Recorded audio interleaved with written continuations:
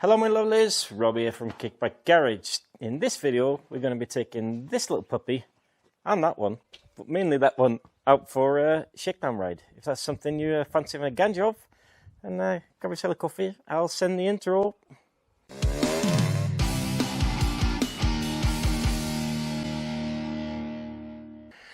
Right, so we've been out a couple of times on this Series 1 and it has had some niggles, which is always to be expected when you have a new build. Yeah, where do I start? If I start at the front end, should I do that? This is actually something that I can't do anything about at the moment because of money constraints. But if you remember, back later in the earlier in the series, I fit the new Screwtopia, the new to me Screwtopia springs, some rods in there. They're the race type, so they are slightly harder than the original types. And I have to report, they work really well. The brake itself, it works great. No pulling, juddering, anything like that. One of the traits of these Vietnam front discs is the fact that they can be a little bit grabby. But as I've said before, if you fit a progressive master cylinder like this LTH, and you fit original Honda Nissin pads, then they're much better to live with. And that works really, really good, actually. The front end on the whole, though, is actually quite terrible. The problem is there's always, what's it called? Always a reaction to every action, and fitting the uprated springs on the front has, even though the springs themselves are good, these generic shocks that are on there, I'm not sure what they are. I've actually got a pair of Indian, what they called, Saybacks or something like that on the shelf. I might try those, they're a little bit fatter, just to see if that's any better, but they just can't keep up with the springs, unfortunately.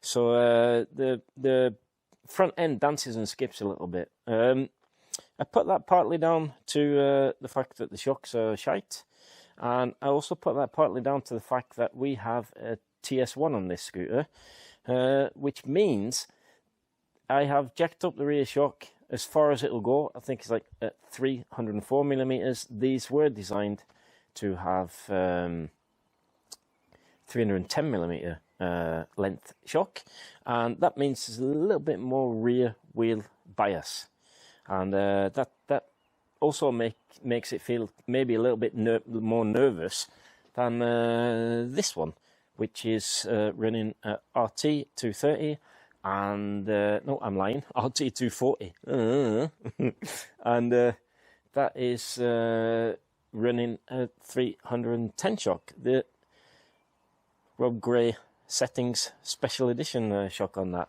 Good thing is I have actually ordered that for that scooter as well. That's on its way.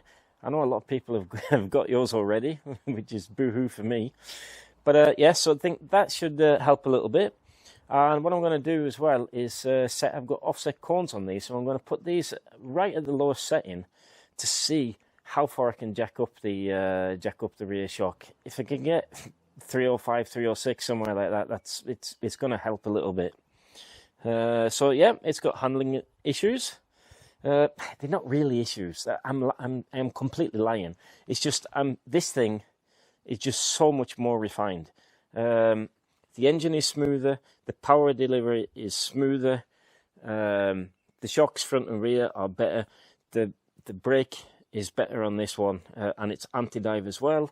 So it's got a lot going for it, this one, compared to that one. This is sort of what your average scooterist has to put up with. But because I'm spoiled, I really want to do something about that. But that's not the only issue I've had. What I think I'll do is do the old wobbly cam, and I'll show you show you some other issues I've had. Some are fixed, some I'm going to fix.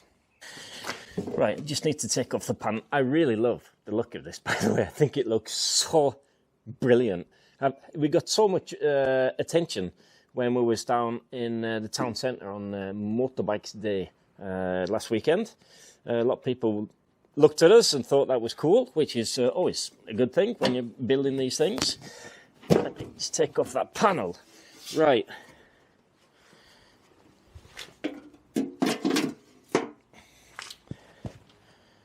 So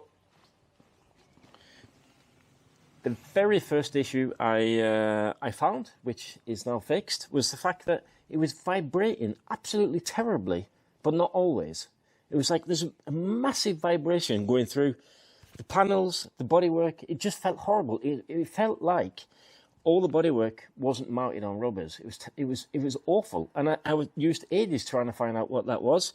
I have mounted this now completely with rubber bushings. It wasn't the tank, so I've eliminated that. But the nice thing is now that is rubber mounted. But what I found it was, before I get to that, I thought it was the footboard that was actually catching on the exhaust nuts and bolts on the Avanti there. So I have cut out there, so that eliminated that. Still the same horrible vibrational noises, and that actually put my son off when he initially rode this on the motorway. He was just waiting for it to fall to bits, basically. But what I ended up finding is that the bump stop, this mudguard isn't in the best of shape. The rear mudguard was just catching on the bump stop there. I think I'll do a bit of wobbly cam. So this is the front fork setup on wobbly cam. Works really well, actually, the brake itself. These shocks, I've no idea what they are. I imagine they maybe Casa Lambretta. I don't know, some generic make or something, but they're absolutely terrible. And I have, well, they're not terrible. They probably work pretty good with original type springs. They work terribly with these uprated springs. So that's something I really want to upgrade on this, but unfortunately quite expensive, and it's only 2 weeks until our rally in Oslo, which is a 870 kilometer jaunt. I think that's a pretty tough of Shrek that is going to join me on that. So we're going to have to live with that, but like I said, I'll fit the Indian saybacks before our ride today, and we'll see if that improves it a little bit. And here, take it to the back of the scooter. Here you can see the little cutout that I had to make so that it doesn't catch on the exhaust bracket. That's good. And in there, you can see that this bottom lip of the exhaust there, let me push the camera right in there, you can see there, obviously I bent it back with a bit of a rod and a big hammer, just to give it some clearance there. But I think if I've got it at that angle and I do my special zoom, then you should be able to see that that lip has been turned up. So what was happening was, because this shock is not that good and it's got quite a soft spring on it, when we were sat on the scooter, it was in contact with the rear mudguard, and especially under hard acceleration, because this shock here, it squats like a motherfucker. Right, another issue I've got, because if you remember on the last this ruffle some feathers, the old Mikuni, this is actually an old tank that I used to own, and when I was running my SST. So it was a bit of a surprise when I opened the panels and found that in this scooter to start off with. But as you remember, I set this up with a proper toolbox and with a mid-range fuel tank.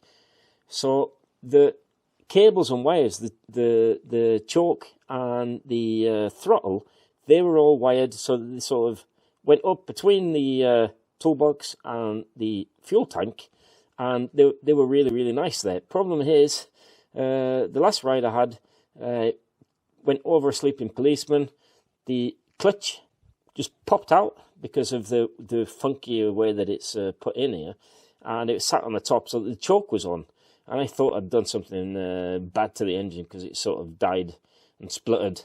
I took off the panel, and I saw that immediately that was the case. So what I have done, and I really hope, and I think we can just about make it, I have bought the 90-degree bend for the choke cable, and I bought a new choke cable again so that I can fix this so that we don't have issues with that on our long trip. The throttle cable, actually not too bad, and that's quite soft as well. So that's I think that's going to be okay. But I do think I'm going to shorten that down a bit, because it did initially, like I said, went through there and it had quite a nice bend on it, and now it's curly whirly going under the tank there all over the place. So I'm going to sort that little niggle out as well. Another thing that I've ordered, and it's mostly just because of peace of mind, this chain tensioner. I thought at first it was the jockey's chain tensioner, but it is actually the GT Gran Turismo chain tensioner. I have been told that the first version of that, they broke the bolts, which is not ideal, and I'm not really sure which version of that chain tensioner I've got, and I think it's noisy. To tell you the truth, the Casa Performance pull-down chain tensioner, that is also noisy. I think it's due to the type of plastic material that they've used on the chain slider bit itself. That makes a bit of a racket, but this is actually louder. So when I ordered the clutch choke 90 degree bend, I also ordered the Casa Performance chain tensioner.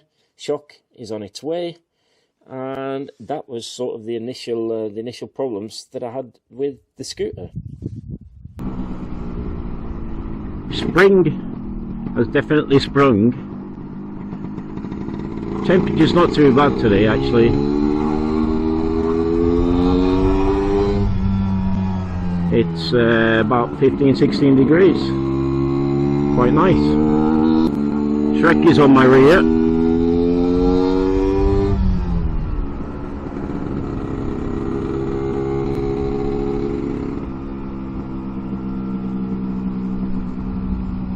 I think I have to adjust my camera a little bit. I think I'm pointing too much on the road, aren't I? Give it a bit of a... how's that? Still a bit pointy down. Like that maybe. Is that better? I can't see, I'm just guessing.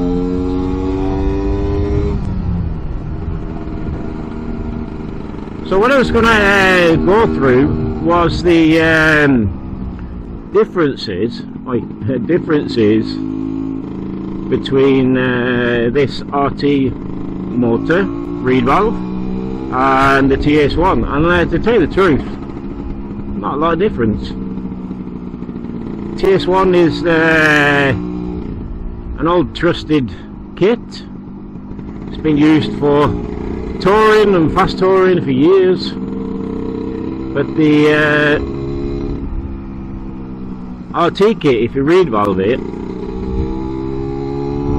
it's pretty much the same, apart from, and this obviously is depending on which exhaust you've got on. Just make sure he's okay behind me there. Yeah. There's quite a bit of gravel on the road. Yeah. But the RT kit is a little bit more modern with a recessed head, and it's a little bit easier to set up the port timings if you've got longer stroke crank. And this is sort of the main difference. I can have it really low in the revs. What we got?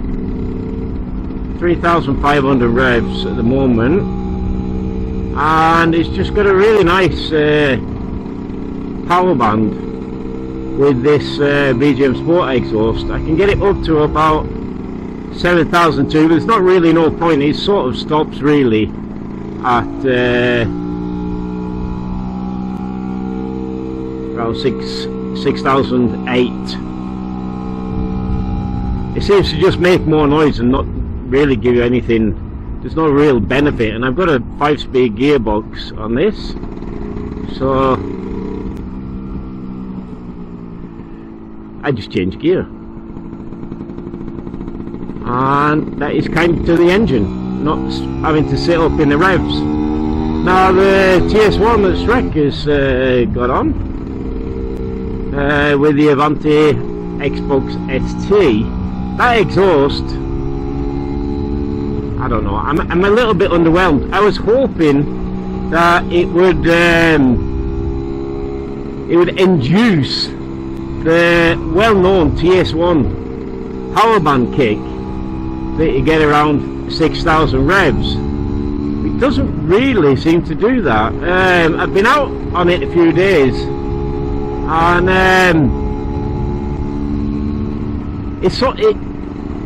it will rev higher, but it doesn't feel like there's anything that's happening there in the revs, and that exhaust is obnoxiously loud.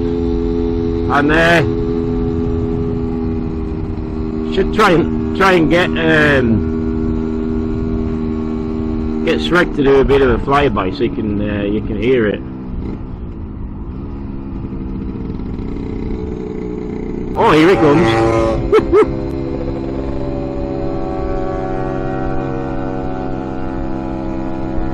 Oh, I tell you one thing I miss when I'm out on the 4-strokes is that wonderful smell of Castrol TTS.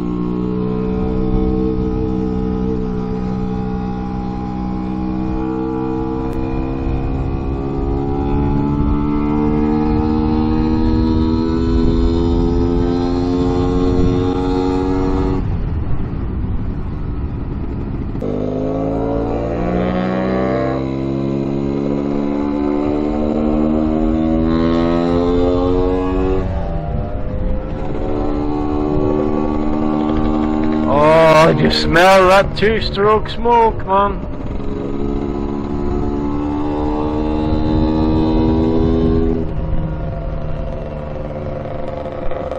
Right, we're heading off. We've just been to Burger King. Done about 60 kilometers, which is not far. Nothing to report. And now we're going to head out for some slightly more open roads. I actually think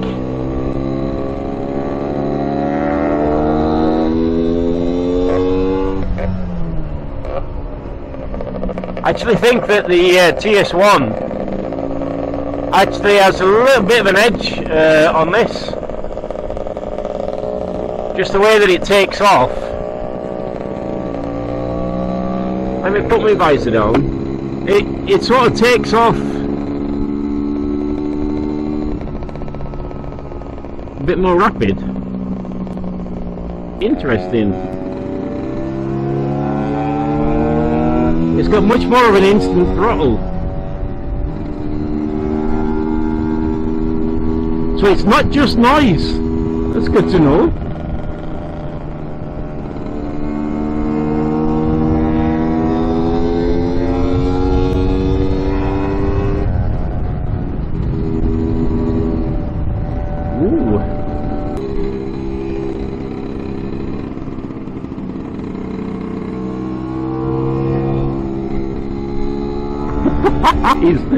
He's definitely getting used to his hammering it round these corners.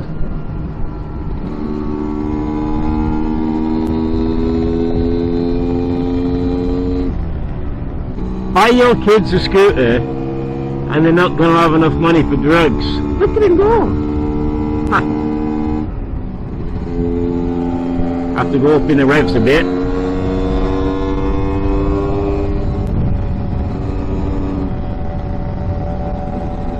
This is a fun little road, this is, by the river.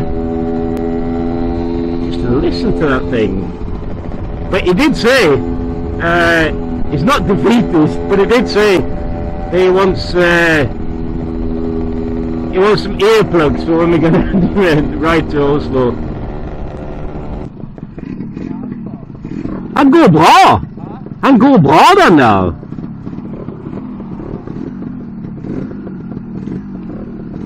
Right, now we're getting onto a slightly more open road.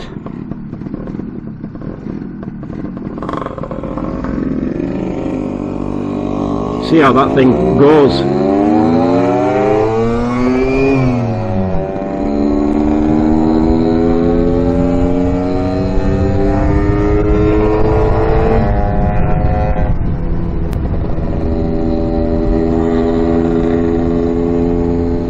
Goes well, man.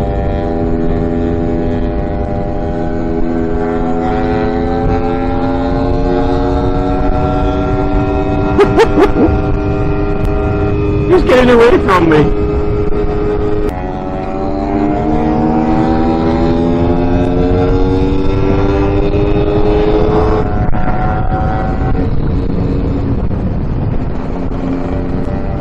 Bet that moped lad didn't understand anything.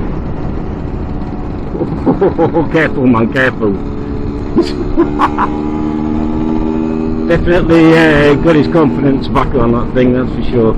It's quite windy today as well. Right, we're on our way home again now, and this is Shrek's favourite road. One of mine too, but it's really bumpy in places. It's good for me, not that good for him. This shock really handles this stuff very, very well. Good feedback from the road too.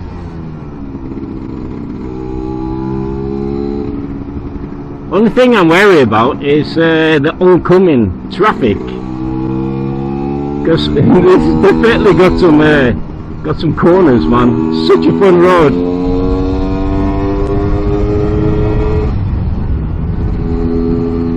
Anyway, what I'll do now is say thanks for watching. The shakedown is well and truly done. We're gonna get ourselves packed up. I'm gonna change the chain tensioner. We'll get ourselves packed up, ready for the rally in Oslo, and I think that will be the next series of videos, to tell you the truth.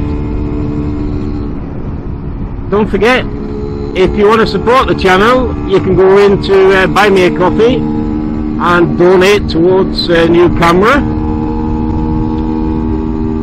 Give me the old thumbs up. If you're not subscribed, do that. And you can also join me. I've got my own page on both Instagram and Facebook. Woo-hoo-hoo-hoo. It's just so cool. It's actually a bit scary because Shrek is right on my back wheel, urging me on. He's a very naughty lad. The good thing about that is definitely got his confidence back on the small wheels. And he just told me, we stopped up a couple of minutes ago, just told me he'd forgotten how much fun it was. Yes, ta-ra!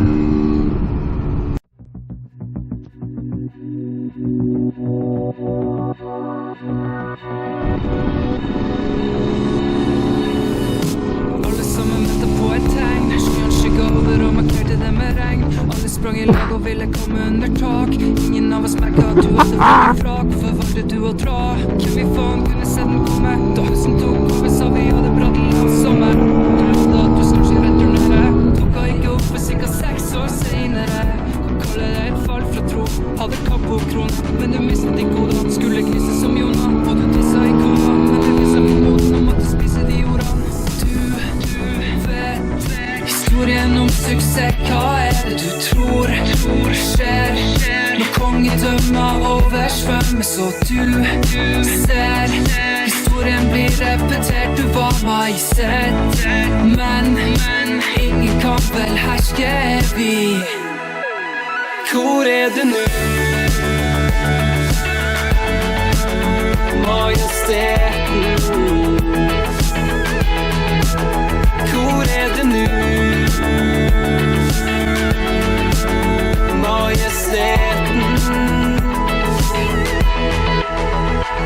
Kanskje jeg aldri skjønner hvorfor du gjorde som du gjorde. At du ikke tok taken, folda hendene under bordet og håpet på et mirakel. Vet at mange ser mot stjernen. Du lå bare og stirret i taket. Tok deg vann over hodet. Det går an. Ikke lett å puste med hodet sitt under vann. Han som alltid så halvfulle glass. Beina på bakken og det en helt annen plass. Bare et helt annet lass enn vi andre måtte bære. Det bare derfor at du fortsatte verden. For da verden ble kald, frøys du. Og da løpet ble lang, brøyt du. Du vet historien om suksess. Hva det du tror skjer når kongedømmer oversvømmer, så du ser historien historien blir repetert. Du var majestät, men ingen kan vel herske evig. Hvor er det nu?